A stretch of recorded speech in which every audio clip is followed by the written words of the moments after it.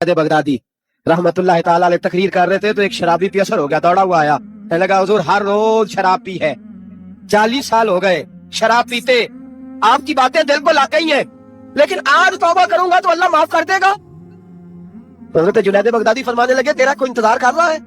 तो कहने लगा हुजूर नशइयों का शराबियों का कौन इंतजार करता है? कुछ जमाना अम्मा इंतजार करती थी, अब समझ गई वो नहीं आए। कौन इंतजार करता? समझ गई वो नहीं आए। कुछ अच्छा बीवी ने इंतजार किया, समझ गई किसी नाली में पड़ा होगा, नहीं आए। बहन भाई बाल बच्चे इंतजार करना छोड़ गए, अब मेरा कोई नहीं इंतजार कर रहा। तो जुनैद बगदादी रो पड़े, फरमाने लगे नहीं, रब की रहमत तेरी तौबा का अभी भी इंतजार कर रही है, खुदा का करम तेरी तौबा का इंतजार कर रहा है, आजा दरवाजा खुला हुआ, लौट आया। वो शख्स कहता है जब बात सुनी तो अल्लाह अकबर कहा, अपने फट गए, कदमों में गिरा, वुजू किया, गुस्ल किया, मस्जिद आया, कहने लगा या अल्लाह तू वाकई राजी है, वाकई राजी है। तो फरमाते जब वो रो रो के ये दुआ कर रहा था तो मस्जिद के हर कोने से आवाज आने लगी, तूने सच्ची तौबा कर लिया तो तेरा रब राजी हो गया, इनको पकड़ के लाओ। और हजरत जुनैद ने ये बात सीखी कहाँ से? हजरत सीरी शक्ति से। हजरत सीरी शक्ति आपके मुर्शिद थे तो गुजर रहे थे गली में, एक दरख्त के नीचे रश बड़ा था, दरख्त था तो लोग वहां कटे, रश था तो आपने कहा जुनैद पता तो कर यहाँ क्या है? लोगों ने कहा हुजूर एक शराबी शराब के नशे में मस्त ऑल फॉल बोल रहा है और लोग तमाशा देख रहे हैं। हजरत गए, छड़ी हाथ में थी, जवानों से कहा चलो निकलो भागो, सब लोग चले गए। तो फरमाया जुनैद जा प्याले में पानी लाओ। फरमाते मैं पानी लाया तो हजरत ने अपने हाथों से उसका मुंह धो डाला। अल्लाह करे इनका कोई मुंह धोने वाला याद हो, अल्लाह करे कोई आए जो इनका मुंह धो डाले। ये तो बेचारे अब उलझ गए गुनाह में, कोई आए इनका बाजू थामे, मुंह धो डाला और धो के ना मुंह, तो रब करीम के वली की आंखों में आंसू आए और कहने लगे अल्लाह मैंने मुंह इसलिए धोया है कि जितने लोग शराब की बू सूंघेंगे इसके शराबी होने पे गवाह बनेंगे। चलो अब मुंह धोया है, कोई बू तो नहीं ना सूंघेगा और लोग तो गवाह ना बनेंगे कि शराबी है। और फिर रो के कहने लगे ए अल्लाह जो मेरी ताकत थी वो मैंने कर दिया, अब जो तेरे कब्जे में है तो भी रहमत फरमा, मेरी ताकत में मुंह धोना था मैंने धो डाला है, तू दिल धो दिया करता है, मेहरबानी कर इसके दिल को भी सफाई अता फरमा दो। ये कह के चले गए। फरमाते हज़रत जुनैद में तहज्जुद का वुजू करा के जनाबे सीरी शक्ति को मस्जिद में लेके पहुंचा तो वो शराबी मुझसे पहले मस्जिद में बैठा हुआ था और आवाजें आ रही थी सीरी तूने मुंह धोया था तो हमने दिल भी धो डाला, धो डाला। इमाम बैकी ने दलाइल के अंदर लिखा है, फरमाते हैं नबी करीम सल्लल्लाहु अलैहि वसल्लम ने उनकी तरफ देखा, हुजूर की मुकद्दस आंखें आंसुओं से भर गई। हुजूर ने फरमाया अबू बशीर तेरी तकलीफ मुझे नजर आ रही है पर मैंने वादा किया हुआ, मैंने वादा भाई यहाँ डट के रहना बड़ा मुश्किल, यहाँ कायम रहना बड़ा कठिन मराला, यहाँ आजमाइश के मौके पर दीन पर उन्होंने तो रखा ही नहीं, लोग ताने देते हैं बातें करते हैं, रखा ही नहीं, तू फिर उनका बनता है। हुजूर ने फरमाया तुझे जाना पड़ेगा। सहाबा कहते हैं पूरे मदीने में ऐसे था जैसे सोम का समा हो। जब वो दो सिपाही हजरत अबू बशीर को पकड़ के ले जा रहे थे तो वो पलट पलट के पीछे देखते थे, पलट पलट, पैरों में खून है, आंखें आंसुओं से भरी हुई। फरमाते जब वो पलट रहे थे तो मदीने की गलियां भी रो रही थी। मेरे नबी पाक जब वो आंखों से ओझल हो गए तो हुजूर बैठ गए जमीन पे, नबी पाक ने रोना शुरू कर। फरमाया अल्लाह तूने इस शख्स की मदद फरमानी है, इस पर करम करना है, अल्लाह इसका ख्याल फरमाना। उसके लिए दुआ की, हुजूर रोए। हजरत अबू बशीर बाहर निकले तो वो जो काफिर थे ना वो कहने लगे तू बड़ा बनता था उनका, उन्होंने तुझे रखा नहीं, तुझे रखा भी नहीं। तो हजरत अबू बशीर ने थप्पड़ मारा मुंह पे, कहने लगे मैं वो नहीं जो थोड़ी सी बात से बदल जाऊं, ईमान यकीन और इस्तिकामत की दौलत मिली हुई है। आप फरमाने लगे मेरा तो ईमान और पुख्ता हो गया है कि मेरा नबी अपने वादों का बड़ा पाबंद है, मेरा रसूल अपने वादों का बड़ा पाबंद है। हजरत अबू बशीर कहते हैं मदीने की शराब गुजर गई तो मैंने खींची तलवार उनमें से एक सिपाही, अब आओ मेरे मुकाबले में जिसने आना। एक को मारा, दूसरा भाग गया। फरमाते हैं मैं मक्के जा नहीं सकता था, जाऊंगा तो वो ज्यादा मारेंगे। मदीने हुजूर ने कबूल ना फरमाया। फरमाते एक जंगल में जाके अल ईस नाम की एक बस्ती थी, वहां डेरा लगा लिया, दरिया के किनारे, पानी पी लेता, पत्ते खा लेता, तन तंदूर हड्डां दा बालन ते असी हावां नाल तपाया, कप कप मुकियां पेड़े कीते ते उतों सबर फलेठन लाया, तन दी हांडी ते मन दा सालन उत्ते लून सबर दा पाया। गुलाम फरीदा वे मैं सारी तेरी, गुलाम फरीदा वे मैं सारी तेरी, तेन मुझे यकीन नहीं आया। फरमाते सालों पत्ते खाए, अब जो भी वहां से तंग होता वो मेरे पास आके पना ले, जिसको मक्के वाले मारते मेरे पास आ, कहते ताने देने वाले आके कहते हैं तुम किस तरह के नौकर हो, तुम्हें तो उन्होंने रखा ही नहीं। हमने कहा चुप कर जा, वो हमारे आका है, वो हमारे आका है, रखे तब भी ठीक है, ना रखे अल्लाह अकबर। ईमान देखो, कुपत देखो, ਜਿਹੜੀਆਂ ਖਸਮਾਂ ਦੀ ਵਿੱਚ ਰਜ਼ਾ ਵਸਣ ਭਾਗ ਜਾਣ ਜਾਂਦੇ ਉਹਨਾਂ ਗੋਲੀਆਂ ਦੇ ਤੇ ਮੈਂ ਗੁੱਡੀ ਹੱਥ ਡੋਰ ਸਜਣ ਦੇ ਉਹ ਜਿੰਜ ਰੱਖੇ ਉਂਝ ਰਹਿਣਾ ਵਾਜਬ ਨਹੀਂ ਜੇ ਵਿੱਚ ਸ਼ਰੀਅਤ ਮੰਦਾ ਕਸਮ ਨੂੰ ਕਹਿਣਾ। फरमाया बात ठीक है, जिस तरह हुजूर राजी वैसे ही हम राजी। हजरत अबू बशीर रज़ी अल्लाह तआला अन्हु के पास 300 सहाबा इकट्ठे हो, 300 حضرت ابو بشیر جب مدینے کی سرحد سے گزر رہے تھے نا تو نبی پاک نے ایک آواز دی تھی، فرمایا ابو بشیر ایک وقت آئے گا کہ میرا پیغام تجھ تک پہنچے گا، ایک ٹائم آئے گا۔ حضرت ابو بشیر سے جب کوئی کہتا نا کہ زندہ کس بات پہ ہو تو فرمانے لگے مصطفیٰ کے فرمان پہ بڑا یقین ہے، بلاوا آئے گا، مجھے یقین ہے کہ مجھے بلاوا، بڑی امید ہے سرکار قدموں میں بلائیں گے اور کرم کی جب نظر ہوگی مدینے، مجھے یقین ہے کہ مجھے بلاوا۔ حضرت ابو بشیر رضی اللہ تعالیٰ عنہ فرماتے ہیں کہ وقت گزرتا گیا، 300 لوگ اکٹھے ہو گئے۔ جب کوئی مسلمانوں کا قافلہ مکے کے پاس سے گزرتا تو مکے والے ڈوٹ لیتے تھے، حضور نے بھی اجازت دی مدینے والوں کو، اگر ان کا قافلہ کوئی آئے تمہیں بھی حملے کی اجازت، گوہر کا مال مال غنیمت ہے۔ حضرت ابو بشیر کہتے ہیں جب بھی ہمارے قریب سے وہ رستہ تھا شام کی طرف جانے کا، جب بھی کافر گزرتے ہم ان کے قافلے پکڑ لیتے، لوٹتے، ہم بھی ان کو اس طرح کی سزا دیتے جو مسلمانوں کو دیتے تھے۔ فرماتے ہیں ان کا جینا محال ہو گیا، ہاتھ باندھ کے نبی پاک کی بارگاہ میں گئے، کہنے لگے یہ شیخ ختم فرما دے اور آپ ان کو بلا لے۔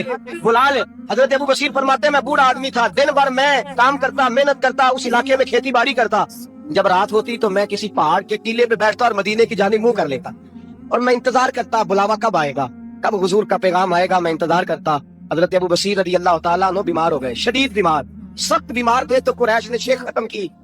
حضرت ابو ہریرہ کہتے ہیں نبی پاک نے 2 صحابہ کو رکا دیا، فرمایا جاؤ اسے جا کے کہو آ جائے، اسے کہو آ جائے۔ صحابہ کہتے ہیں ہم پہنچے تو ان کا آخری وقت چل رہا تھا، آخری ہجکیاں تھی، ایمان اور یقین دیکھو، آخری ہجکیاں۔ لوگ کہتے ہیں ابو بشیر وقت آ گیا، وہ کہتے ہیں نہیں ابھی وقت نہیں آیا، وقت تب آئے گا جب نبی پاک کا بلاوا آئے گا۔ حضور کا وعدہ تھا وقت تب آئے گا جب میرے نبی کا بلاوا آئے گا، بھی بلاوا نہیں آیا تو ابو بشیر کا وقت بھی نہیں آیا۔ صحابہ کہتے ہیں ہم نے جا کے رکا تھمایا، اٹھنے کی بھی طاقت نہیں تھی۔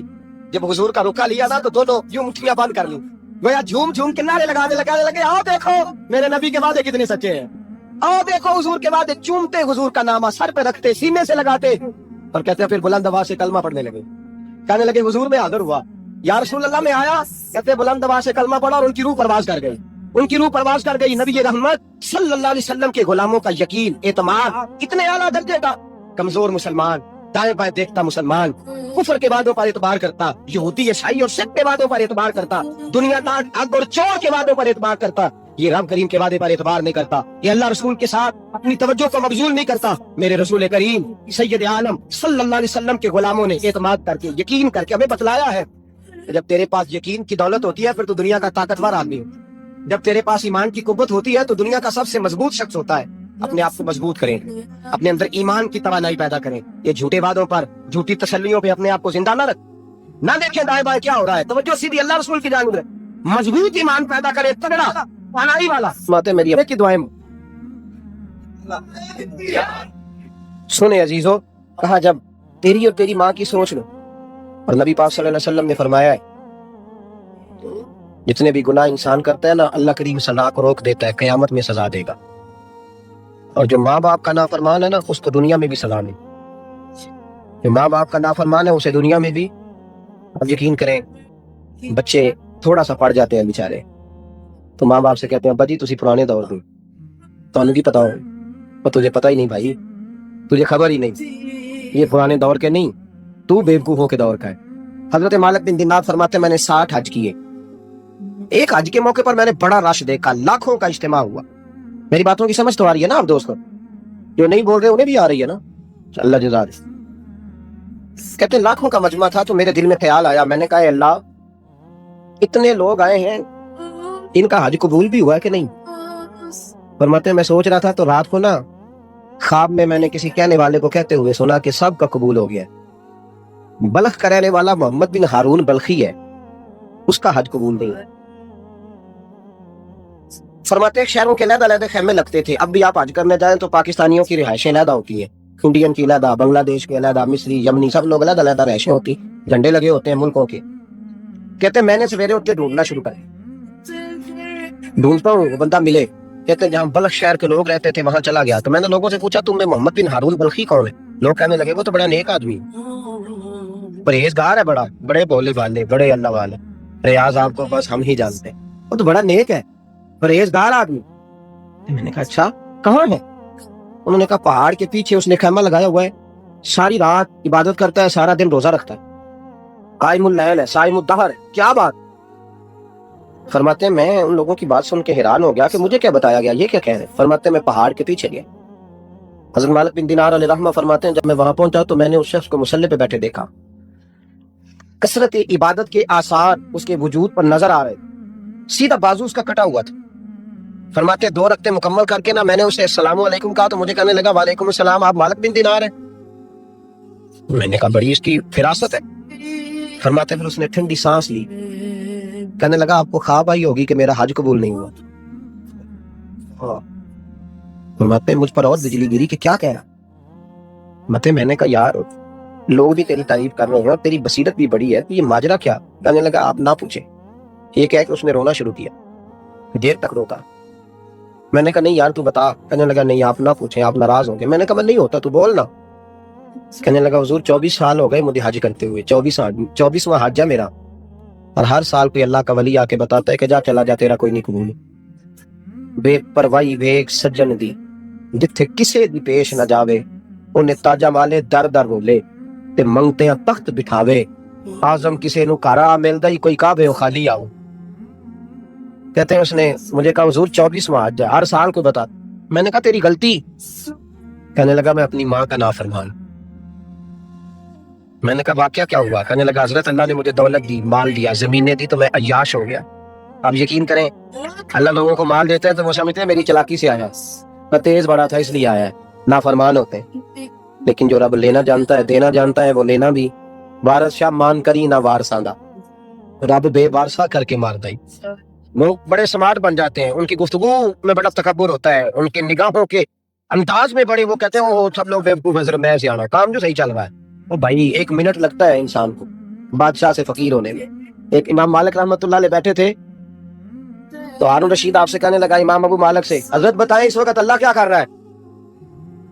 اب فرمانے لگا یار تو بڑے موٹے دماغ کا ہے، کس طرح کے سوال پوچھتا ہے؟ بادشاہ تھا نا، کہا نہیں آپ بتائیں. تو امام مالک فرمانے لگے تو تخت پہ بیٹھ کے سوال پوچھتا رہتا ہے اور میں نیچے بیٹھ کے جواب دیتا رہتا ہوں، نیچے آ پھر بتاتا ہوں. اس نے کہا جناب بتائیں. فرمانے لگے تو سوالی ہے نا، تو تو نیچے بیٹھ اور میں اوپر بیٹھتا ہوں. کہ جناب آ جائیں. ہارون رشید نیچے آ گیا، امام مالک تخت پہ بیٹھ گئے. فرمانے لگے اب بتا کیا پوچھ رہا تھا؟ کہنے لگا حضور پوچھا تھا اللہ اس وقت کیا کر رہا ہے. فرمانے لگے رب اس وقت تجھے سمجھا رہا ہے کہ اس تخت پہ تکبر نہ کرنا، 1 منٹ لگتا ہے میں تجھے اٹھا کے مالک کو بٹھا دیا کرتا ہوں. یہ تجھے سمجھا رہا ہے، لہٰذا اس سمجھ پہ قائم رہنا، تکبر نہ کرنا، ایک تو منٹ لگتا ہے، یہ تجھے سمجھا رہا ہے. وہ شخص کہنے لگا محمد بن ہارون بلخی امام مالک بن دینار سے کہ حضور بڑی دولت تھی تو میں عیاش ہو گیا. رمضان کا مہینہ تھا، اماں تنور میں روٹیاں لگا رہی تھی، میں شراب پی کے گھر آ گیا. ہمارے ہاں یہ بھی فیشن ہے نا، مہندی والے دن چودھری صاحب کے ڈیرے پہ جوان شراب پیتے ہیں تو پوچھتے ہیں حاجی صاحب آپ تو حاجی بھی ہیں تو ڈیرے پہ منڈے کیا کرتے رہے؟ کہتے میں ڈیرے تھا مینوں نہیں پتا، وہ کار لگے سن. حاجی صاحب آپ کو سارا پتا ہے اور اللہ آپ سے پوچھ لے گا. یہاں تو کوئی آدمی چپ کر جائے گا آپ کے قلوں کی وجہ سے، لیکن عرش کے مالک کو بھی تو جواب دینا ہے کہ نہیں؟ کیا طریقہ ہے؟ دیکھیں نا، کل والے دن محفل اور مہندی والے دن اللہ سے صرف دکھوں کا رشتہ ہے، رسول اللہ سے صرف غموں کا رشتہ ہے. اگر تو نے ڈھول ڈمکا شور شرابہ کیا ہے شادی والے دن تو کول والے دن بھی بجا، تیرا پتہ چلے، جنازے میں بھی بجا. کیا تماشا ہے؟ مذہب صرف رسم ہے، ضرورت ہے، کوئی مر گیا تو قرآن پاک کھول لو، باقی جو مرضی کرو. اج بھی کیتی جاندے ہو، لو بھی پیتی جاندے ہو، کھو کے مال یتیماں دا پیج مسیتی جاندے ہو، اٹ دلاں دے سیندے نہیں، ٹوپیاں سیتی جاندے ہو، نفس تے چھری پھیر دے نہیں، بکرے کیتی جاندے ہو، فرض بھلائی بیٹھے ہو، نفلا نیتی جاندے ہو. او دسو تے صحیح بلے نو اے کی کچھ کیتی جاندے ہو؟ او دسو تے صحیح بلے شاہ نو کی کچھ کیتی جاندے ہو؟ کچھ ٹھیک ہے؟ کول شریف پہ مولوی صاحب تشریف لائیے ابا جی کے کول ہے تو میں تو کہتا ہوں بجا نا بینڈ باجے والا آدمی، تیرا پتہ چلو کہ یہ دو کام کیسے ہو. تو کس طرح دو کشتیوں کا سمجھ نہیں آتی بات کی. میں تو جاتا ہی نہیں بینڈ باجے والی شادی پہ، میں کہتا ہوں جن کو مرضی پڑھا لو. نے کہا ہم سے نہیں دو کام ہو، اللہ روزی دینے والا ہے، ایک ہی کرتے ہیں، دو رنگی چھوڑ کے یک رنگ ہو جا، سراسر موم ہو جا یا سانگ ہو جا، موج کرو. ہم اس چکر میں پڑتے ہی نہیں، ہم وہ راستہ ہی چھوڑ دیتے ہیں جو ہماری طبیعت کے مطابق نہیں ہو. بس ختم ہو گئی بات. اس لیے غور کریں اور یاد رکھیں اس بات. امام مالک بن دینار رحمۃ اللہ علیہ فرماتے ہیں مجھ سے کہنے لگا پیسے آئے تو میں عیاش ہو گیا. رمضان کا مہینہ تھا، عصر کے بعد میری اماں افطاری کی تیاری کر رہی تھی، میں گیا، میں نے کہا شراب پی ہوئی، اماں روٹی دے. تو اماں کہنے لگی شرم کر، شرم کر، روزہ رکھا نہیں تو جنہوں نے رکھا ہے ان کا تو خیال کر. کہتے اماں کی بات کا مجھے غصہ لگا. میں کہا کرتا ہوں بد نصیب ہے وہ بیٹا جس کا باپ اس سے بات کرتے ہوئے ڈرتا ہے کہ پتہ نہیں کہاں سے بولے گا. بد نصیب نہیں وہ بیٹا جس کی ماں اس سے بات کرتے ہوئے سہم جاتی ہے کہ پتہ نہیں کون سی بولی بولے گا. بد نصیب نہیں کہ ماں باپ بھی جس سے کھول کے بات نہ کر سکے. حضرت مالک بن دینار سے کہنے لگا اماں نے جب کہا نا شرم کر تو مجھے غصہ آیا، میں نے ماں کو تھپڑ مارا. اور میری ماں جلتے ہوئے تندور میں گری. لوگوں نے مجھے پکڑ کے اندر بند کر دیا کمرے میں. ساری رات میں شور سنتا رہا پر نشے میں دھوت رہا. سویرے آنکھ کھلی تو میری بیوی بیگ باندھ رہی.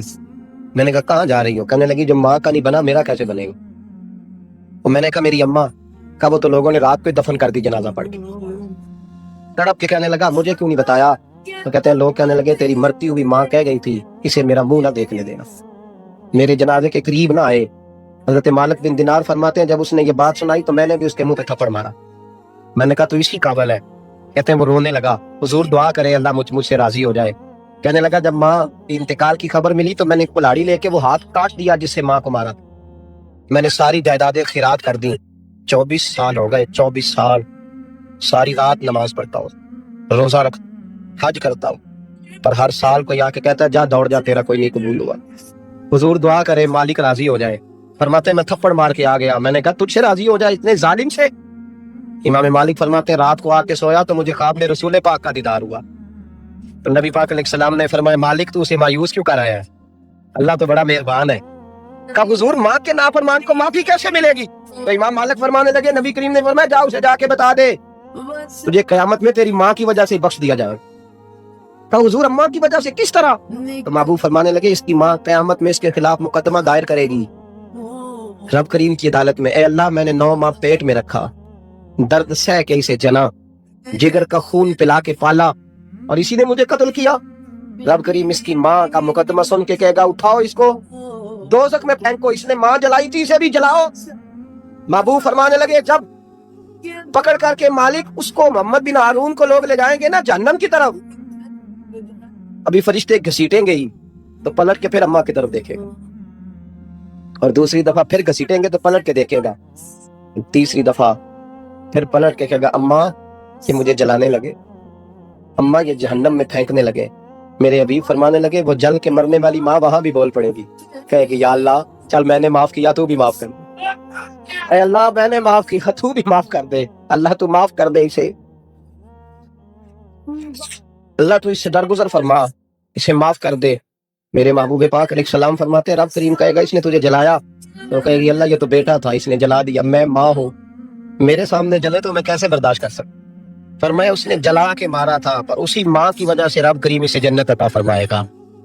پلٹا جا کے ماں کے پیروں میں بیٹھ جا, سویرے ان پڑھ باپ سے دعا کرایا کر, جا بالکل انگوٹھا چھاپ باپ سے صبح دعا کرایا کر, دیکھ رب کریم تیرے لیے رحمتوں کے دروازے کھول دے. عزیز دوستو قرآن مجید نے کہا ہے وبالوالدین احسان, اپنے والدین کے ساتھ احسان کرو, اپنے والدین کے ساتھ احسان والا نیکی والا رویہ اختیار کرو. اس آیہ مقدسہ پر بہت سارے لوگوں نے بہت کچھ کہا ہے, لیکن علامہ سید محمود آلوسی مدرسی رحمۃ اللہ علیہ نے فرمایا موبائل فون سائلنٹ کر دیں. اور یہ جو ویڈیو بناتے تھک جاتے ہیں دوست موبائل فون والے, یہ میرا خیال ہے ویڈیو والے بھائی سے ہی کوئی رابطہ شابطہ کر لیں تو تھکاوٹ نہیں ہو, بنی بلائی مل جائے گی. تصویریں اتنا زیادہ ضروری نہیں جتنی ہم نے ضرورت بنا لی ہے, بس ٹھیک ہے ضرورت کے تحت ٹھیک ہے, اتنا زیادہ اس پہ فوکس نہ کریں ورنہ اصل کام رہ جاتا ہے. ہم نے تو دل میں سجا رکھی ہے تصویریں یار, بس ذرا گردن جھکائی دیکھ لی, تو اس لیے اتنا زیادہ اس کو ضروری نہ بنائیں, حد ہی ہو گئی ہے تصویروں والی. میں تو گزارش کرتا رہتا ہوں کہ اشتہار بھی بغیر فوٹو کے چھپے تو زیادہ اچھا لگتا ہے. اور میری یہ بھی رائے رہتی ہے کہ تھوڑا نام لکھا جائے, محمد اجمل قادری سے بھی لوگوں کو پتہ چل ہی جائے گا کون سا بار ہے. ہمارے اشتہار پہ کچھ ایسے القابات لکھے ہوتے ہیں جن کا عام آدمی کو ترجمہ بھی نہیں آتا ہوتا, تو ایسی چیزیں پرنٹ کرنے کی کیا ضرورت. تھوڑے القابات کے ساتھ سادہ کام کریں, سادگی میں ہمیشہ حسن ہوتا ہے, اور جو سادگی ہوتی ہے وہ ملاوٹ سے پاک ہوتی ہے.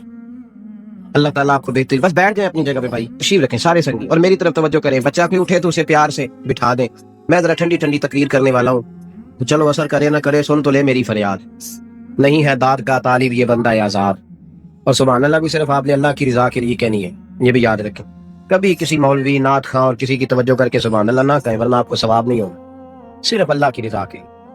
اور میرے لیے یہ بھی کافی ہے کہ آپ چپ کر کے بھی سنیں تو مجھے اس کا بھی بڑا فائدہ ہے. سننا بہرحال آپ کے لیے بہتر ہے, اس پہ ضرور سنیں. میں چھوٹا آدمی ہوں لیکن کچھ باتوں سے بڑا پریشان ہو جاتا ہوں. جب لوگ کہتے ہیں نا جس کا ایمان ہے وہ پڑھے, تو جو بیچارہ ٹینشن میں بیٹھا ہے سوچ کہیں اور چلی گئی ہے وہ بے ایمان تو نہیں نا.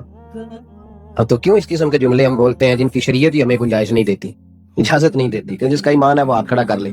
تو جس نے تازہ بائی پاس کرایا دل کا وہ ہاتھ کھڑا کرے گا تو مر جائے گا بیچارہ. اس کو حکم ہے کہ وہ نیچے رکھے.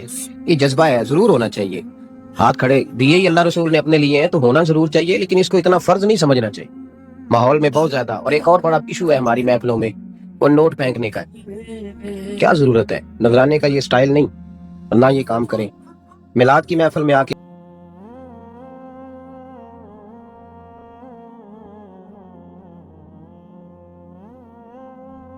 میں کچھ دن پہلے ایک جگہ تعزیہ, اور ڈرتا ڈرتا گیا تعزیت کرنے.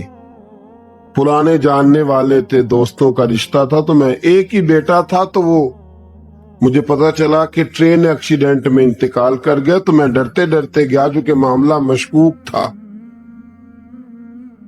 اور جب میں تعزیت کے لیے اندر پہنچا تو ہمارے جو انکل تھے, جن کا میرے دوست تھے, وہ ان کے کچھ عزیز کہنے لگا کہ حضرت جی آپ کے ساتھ والے باہر جا سکتے ہیں؟ تو میں نے کہا چلے جاتے ہیں.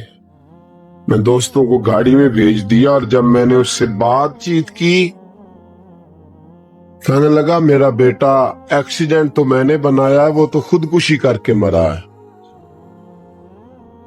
شادی کے 11 سال بعد خدا نے ایک بیٹا دیا تھا, اور مجھ سے غلطی یہ ہوئی, میں نے کہا میرے بیٹے کو تکلیف کوئی نہ آئے. اس کے منہ سے جو نکلا میں نے اسے دیا, جو اس نے مانگا میں نے دیا. کہتا جو شخص 16,000 مہینے کا کمائے اور بیٹے کو 40,000 کا موبائل خرید کے دے, کہتا میں نے ہر سہولت اسے دی. پھر ایک امیر کی لڑکی سے یونیورسٹی میں پڑھتے ہوئے اس کا تعلق بنا. بچی کے میسج بھی میں نے اپنے موبائل, اس بچے کے موبائل میں دیکھے, اور اس لڑکے نے جو میسج سینڈ کیے وہ بھی میں نے دیکھے. پھر میں گھر پہنچ گیا. میں نے بیٹے سے منتیں کی کہ بیٹا وہ ہمیں رشتہ نہیں دیں گے, ہماری برادری بھی چھوٹی ہے اور ہمارے جیب میں پیسے بھی کوئی نہیں. پھر میں ان کے گھر گیا, بیٹا نہ مانا, اور میں نے اس شخص کو بلا کے کہا تیری بیٹی کے میسج ہے, خدا را خیال کر, اور تیرے تو 7 بچے ہیں, میری گود میں تو ایک ہی پھول کھلا ہے, میں کدھر جاؤں, خیال کر. اس نے کہا دوبارہ تو نے نام لیا تو ایسے کیس میں باپ بیٹے کو پھنساؤں گا کہ ساری زندگی نکل نہیں سکو گے. نے کہا میں نے بیٹے سے کہا کہ بیٹا میں نے پگڑی تک رکھی ہے پر مجھے رشتہ نہیں ملا, تو باز آ جا. کہنے لگا 3 راتیں میرا بیٹا سویا نہیں, اور مجھے کہنے لگا حضرت جی وہ 4تھی رات سویا ہے تو دوبارہ اٹھا نہیں, مجھے کہنے لگا مجھے اجازت دو کہ میں اس بیٹی کو بھی قتل کر دوں اور اس کا باپ بھی قتل کر دوں, میرا تو گھر اجڑ گیا نا. وہ کہنے لگا میں کبھی کبھی دوستوں کے پاس جا کے رات گزار لیتا ہوں, اور میں اپنے دل کو سکون دے لیتا ہوں, لیکن اس کی ماں اس کے جوتے سینے سے لگائے پھرتی ہے, اس کی اماں اس کے پرانے کپڑے لے کے سینے سے لگائے پھرتی ہے. کہنے لگا حضرت جی کوئی کوشش کرو, کوئی دعا کرو کہ اللہ مہربانیاں کرے. میں کہہ تو نہیں سکا ان سے, لیکن میرے دل میں خیال آیا کہ کس نے کہا تھا کہ بچہ یونیورسٹی میں کو ایجوکیشن میں داخل کراؤ, کس نے کہا تھا کہ اس کے ہاتھ میں آگ کا انگارہ دو. میرے دوست آپ تیز آنچ تیز آگ جلا کے اس کے قریب مکھن رکھو, اور پھر مکھن سے کہو کہ ڈلنا نہ, پھر مکھن سے کہو کہ پگھلنا نہ. بھئی تیز آگ قریب جلا دی اور تو کہتا ہے پگھلنا, یہ کیسے ممکن ہے؟ ہو سکتا ہے؟ بولیے نا, ہو سکتا ہے؟ لڑکا اور لڑکی کٹھے کالج میں پڑھیں, ایک کمرے میں رہیں, ایک چھت کے نیچے رہیں, ایک دوسرے کو دیکھیں, نام جانے, فون نمبر پاس ہو, اور پھر کہنا کہ تم عشق کا چکر نہ لڑانا کیسے ممکن ہے؟ اور بڑے سیانے بندے کہتے ہیں حضرت صاحب اعتماد ہونا چاہیے اولاد پہ. میرے نبی پاک کو اپنی بیویوں پہ اعتماد نہیں؟ عبداللہ ابن مکتوم نابینے صحابی آئے ہیں تو حضور نے فرمایا پردہ کر لو. حضور کو اعتماد نہیں؟ مصطفیٰ سے پاک گھر کسی کا ہو سکتا ہے؟ فرمایا پردہ کر لو، نقاب ڈالو. سونے وہ تو نابینا ہے. فرمایا تمہیں تو نظر آتا ہے نا، ڈالو نقاب. یہ اعتماد ہونا چاہیے. یہ کیسا اعتماد ہے کہ تو تیز آگ جلائے اور مکھن قریب رکھ کے اعتماد کر؟ یہ کیسا اعتماد ہے؟ ایک حدیث سنانے لگا، زندگی بھر بھولنا نہ، دل کی تختی پہ لکھنا. یہ روایت توجہ ہے آپ کی؟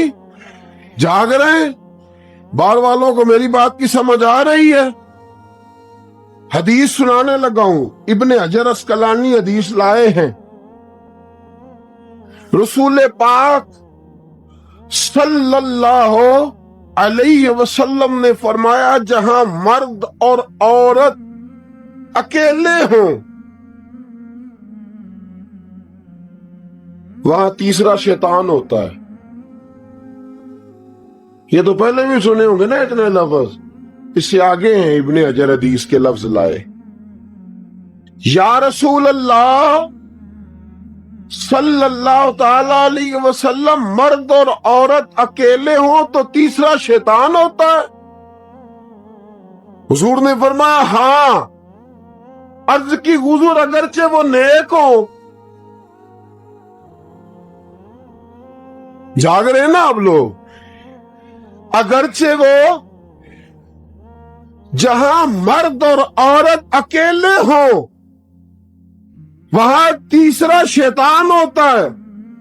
حضور اگر وہ نیک ہو لکھ لو دل کی تختی پر.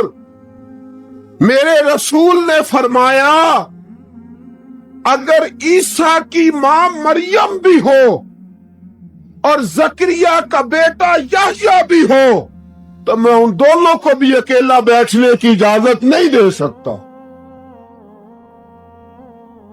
فرمایا عیسیٰ کی ماں مریم جو رہی مسجد میں، پلی مسجد میں، جس کی پاکیزگی کا اعلان قرآن کر رہا ہے، عیسیٰ کی ماں مریم. اور فرمایا یحییٰ صرف نبی نہیں، نبی کے بیٹے بھی ہیں. زکریا بن یحییٰ.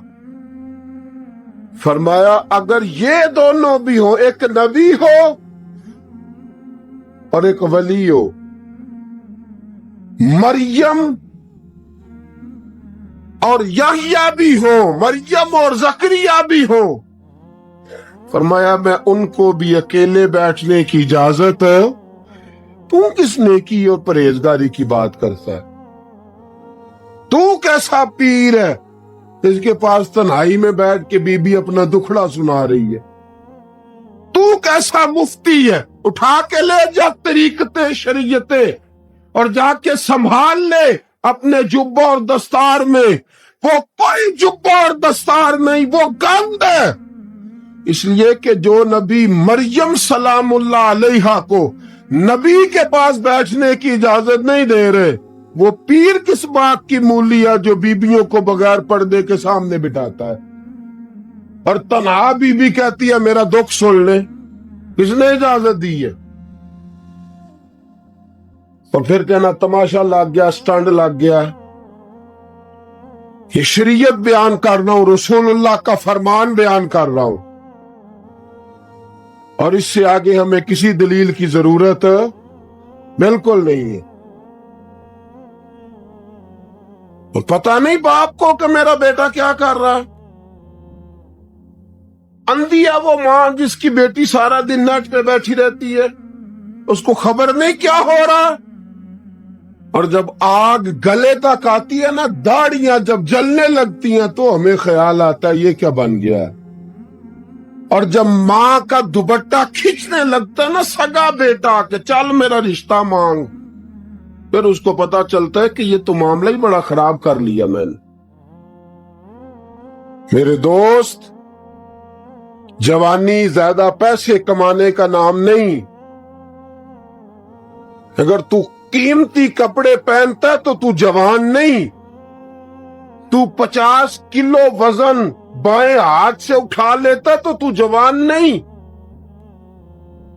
اگر تو ڈگریوں کا ڈھیر لگایا ہے اور تیرا دراز الماری بھر گئے ہیں تو جوان نہیں. اور اگر تو نے اپنے خاندان اور معاشرے میں اونچا افسر بن کے نام کما لیا تو جوان نہیں. جوان اس کو کہتے ہیں جس کی جوانی پاکیزہ ہوتی ہے. جوان اس کو کہتے ہیں جس کی نظر جھکی ہوئی ہوتی ہے. جوان اس کو کہتے ہیں جو حیا کا پتلا ہو. جوان اس کو کہتے ہیں جو شرم کا پیکر ہو. جوان اس کو کہتے ہیں جس کی نظر سے معاشرے کی بہو بیٹیاں بچی ہو. جوان وہ ہوتا ہے، جوان بھی ہو پاکیزہ بھی ہو. جوان وہ ہوتا ہے کہ میرے رسول پاک نے فرمایا صبح قیامت اللہ عرش کے سیدھے جانب جوان کھڑا کرے گا. 30 سال کا جوان، چڑھتی جوانی، خوبصورت آنکھیں، روشن چہرہ، اس کا وجود طاقت والا. نبی آگے بڑھ کے پوچھیں گے یا اللہ یہ کون ہے جو تیرے دائیں جانب کھڑا ہے؟ اللہ فرمائے گا یہ وہ جوان ہے کہ خوبصورت عورت نے اسے کہا تھا میرے ساتھ منہ کالا کر لے، پر اس نے نظر جھکا کے کہا تھا انی اخاف اللہ. نہ بھائی میں تو اپنے اللہ سے ڈرتا ہوں. فرمایا یہ پاک جوانی والا ہے، یہ حاجی نہیں، نمازی نہیں، یہ ولی نہیں، یہ صوفی نہیں، یہ وہ نہیں جو غوث زماں ہو، قطب دورہ ہو، پیر طریقت نہیں، مفتی وقت نہیں. یہ خالی جوان ہے پر پاک جوانی لے کے آیا ہے. یہ خالی جوان ہے پر پاکیزہ جوانی لے کے آیا. یہ خالی جوان ہے پر اس کی نظروں میں حیا بڑی ہے. یہ پاک، یہ کیا تماشا لگ گیا عشق کا چکر. اور آج جتنی مصیبتیں کھڑی ہوئی ہیں اس عشق مجازی کے روگ نے کھڑی کر دی ہیں. ہر جوان، ہمارا ایک بچہ تھوڑے دن پہلے اس علاقے کا محمد طیب نام کا شہید ہو گیا.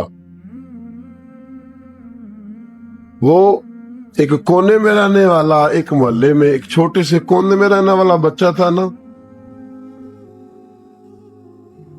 میرے ساتھ دوست موجود ہے. صبح سے لے کر ساری رات میں افسوس کرتا رہا میں جنازے میں کیوں نہیں گیا، میں جنازے میں کیوں نہیں گیا. وہ بچہ پاک فوج کا وہ شہادت اختیار کر گیا تو فخر سے سر بلند کر گیا اپنا. لیکن جو بی بی کے لیے ساری رات روتے رہتے ہیں وہ شہید ہو سکیں گے؟ جو ساری رات ٹھنڈ میں کھڑے ہو کے عورت کے ساتھ گفتگو کرتے رہتے اور جو سارا دن دل میں گند رکھتے ہیں بی بی کے لیے، ان کے ہاتھ میں تلوار آئے گی؟ یہ بہو بیٹیوں کی عزتیں بچا سکیں گے؟ آفیہ صدیقیہ جیلوں میں جل گئی امریکہ کی، اور وہ جب بھی خط لکھتی تھی کہتی تھی کوئی محمد بن قاسم نہیں بچا. وہ کہتی تھی کوئی شہاب الدین غوری نہیں بچا. اور وہ جب بھی، اب تو خیر اس کا ذہنی توازن ہی کام کرنا چھوڑ گیا، وہ بی بی جب بھی خط لکھتی تھی نا اہل پاکستان کو تو کہتی تھی پاکستان والوں بتاؤ کیا تمہارے اندر کوئی بھی خالد بن ولید کا ماننے والا نہیں؟